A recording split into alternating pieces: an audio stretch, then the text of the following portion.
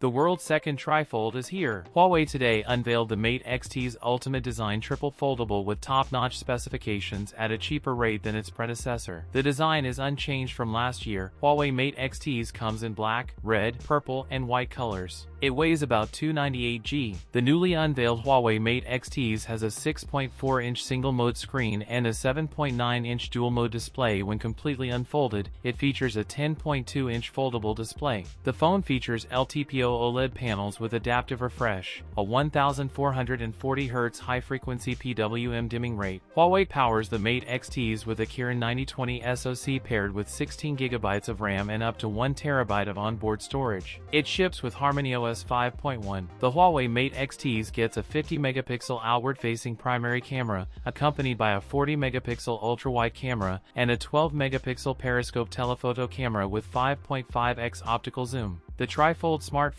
has a 5600 mAh battery with 66W wired, 50W wireless, and 7.5W reverse wireless charging support. The 16/256GB version starts at 17,999 Chinese yuan, $2,520 in China. That's it for today's video. If you enjoyed it, don't forget to like, comment, and subscribe for more content. Thanks for watching, and I'll see you in the next one.